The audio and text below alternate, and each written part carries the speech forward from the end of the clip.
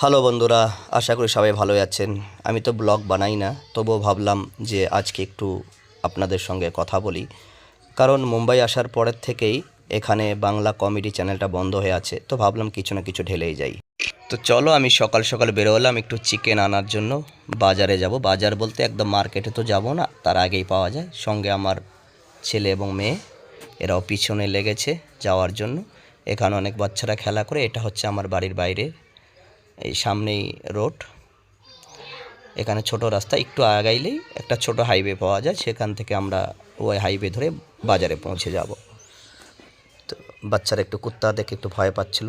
যাই হোক, এটা একটা দোকান আমাদের, এটাও বাঙালি। এনাকে বললাম দোকানটা খোলা রাখো, আমি আসছি। এ হচ্ছে আমার গাড়ি। এই যে এখন ফাইনালি আমরা গাড়িতে বসবো। বাচ্চাদেরকে আগে আমি বসিয়ে দিচ্ছি। হ্যাঁ, এরা বসে পড়লো। দরজাটা বন্ধ করে দিলাম। এখন গাড়ি বের করলাম। এটা একটা ছোট্ট গ্রাম, মানে আমাদের বাড়ির পাশেই লাগা। এখানে গ্রামকে গাঁও বলে, ছোট ছোট গাঁও, ছোট ছোট গ্রাম। গ্রামটার নাম হচ্ছে ঘেসার, নীলজেপাড়া ঘেসার, পাশে রেলওয়ে স্টেশন, নীলজে রেলওয়ে স্টেশন। এখন ফাইনালি এই যে গাঁও মানে গ্রামটা থেকে বের হয়ে যে ছোট হাইওয়েটা যেটা বলেছিলাম, এটা হচ্ছে হাইওয়ে। এই যে বাচ্চা পানি খাচ্ছে, পিছনে একটা বসে আছে, মস্তি করছে। হ্যাঁ, এরা খুব বদমাশি করে কিন্তু। এখন আমি হাইওয়ে ধরে চলতে থাকলাম। এই পাশে পড়ে ইট ভাটা। আমাদের এখানে ইট ভাটাগুলো খুব ছোট ছোট, তাই দেখালাম একটু। দেখেন কিভাবে ইটগুলো রাখা হচ্ছে, এভাবে বানিয়ে। এভাবে আমাদের এখানেও বানায়, কিন্তু এখানে যে ইটটা যে পোড়ানো হয় এটা আলাদাভাবে। এটা যাওয়ার সময় আমি দেখাই দিব, সঙ্গে থাকবেন। হাইওয়েটা ধরে আমি রওনা দিলাম।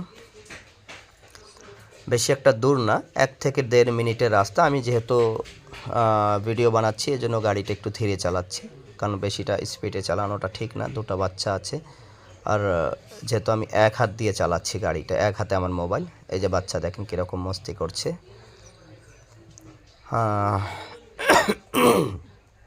বড় মস্তি করছে। তো যাই হোক, আমি এখন বেশি দূরে না, আর পৌঁছে গেলাম। পাশে এখানে ম্যাচ হচ্ছে, ক্রিকেট খেলা। যদি দেখা যেতে দেখিয়ে দেব, বেশি একটা দূরে না, এখানেই। এখানে একটা সরকারি হাসপাতাল আছে, এর আগে আমি দেখাইছিলাম আপনাদের। এই দেখেন ম্যাচ হচ্ছে, ওই যে ক্রিকেট খেলা হচ্ছে। এই যে সরকারি হসপিটালে এসে গেলাম। ক্রিকেট খেলার ময়দানটা দেখা যাচ্ছে না, একটু দূরে তো। নেক্সট টাইম কবে যদি আসি, এখানে 2-1 দিন পরে পরে ম্যাচ হতেই থাকে। এই যে হসপিটালটা আমরা পার হচ্ছি, এটা হচ্ছে হসপিটাল। এই যে হসপিটালটা দেখিয়ে দিলাম। এখানে ফ্রিতে ওষুধ পাওয়া যায়, শুধু নাম লেখাবেন, কোনো টাকা দিতে হয় না। ভালো চিকিৎসা হয়, সব রোগেরই ওষুধ পাওয়া যায়। বিশেষ করে জ্বর, সর্দি, মাথা ব্যথা, হ্যাঁ, পাতলা পায়খানা, এইসব জিনিসের বেশি পাওয়া যায়। পৌঁছে গেলাম এই বাবন ভাইয়ের দোকান। এই যে হচ্ছে বাবন ভাই। বাবন ভাই দেখা, এর সঙ্গে একটু কথা বলিয়ে দিচ্ছি আপনাদেরকে। একটু বন্ধুদেরকে হ্যালো বলে দাও তো, আজকে একটা ব্লগ বানাচ্ছি। হ্যালো বন্ধুরা, সব ভালো আছেন তো? আগের থেকে বলে আসছি, আমি বাবন ভাইয়ের দোকানে যাচ্ছি, বাঙালি। এখানে আমার খাস গ্রাহক আলফজর ভাই। হ্যাঁ, আধা কিলো। হ্যাঁ, আধা কিলো দাও। আজ আলফজর ভাইকে আধা কিলো চিকেন, সানডের দিন লেগ পিসের দিকে দিলাম। আমি ভাবছিলাম যে দোকানটা খোলা আছে কি বন্ধ আছে। লালিপপটা করে দেবো। হ্যাঁ, করে দাও। পুরো ফিঙ্গার লাও না সব। তো এখন চিকেন নেওয়া হয়ে গেল, এখন রওনা দিলাম। তো পাশে দেখলাম গান্নার জুস, মানে আখের রস। ঠিক আছে, বাঙালে আখের রস বলে, আমাদের এখানে গান্না বলে, গান্নার জুস। তো বাচ্চারা বললো যে গান্নার জুস খাবে, তো এখন বানাচ্ছে। মেয়ে তাকিয়ে আছে কীভাবে হা করে। দেখেন কত বদমাশি করছে। তো এখন গান্নার জুস তৈরি হয়েই গেছে, আর বেশি একটা সময় লাগে না, যেহেতু মেশিনে বানাচ্ছে। হ্যাঁ, এরা তাকিয়ে আছে।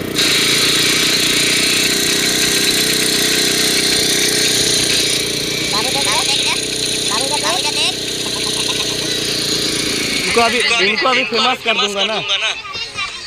पीरा क्या ये हरी किशन नहीं रही है, बहुत दिन के बाद ब्लॉग बना रहा है। ब्लॉग कहाँ बना क्या लेने गया रे? देखो एक मिनट, पी अच्छे से पी। तो फाइनली हम लोग अभी गन्ने का जूस, गन्ने बोले तो कुशार, कुशार আখের রস তাই না? আখের রস খেলাম, আমি তো খেলাম না, আমি পার্সেল নিলাম। और এই बच्चारा खेलो। आयात गन्ने का जूस पिया? बोलो इधर, गन्ने का जूस पिया? শেষ পর্যন্ত রওনা দিলাম, এবার ঘরে যাব।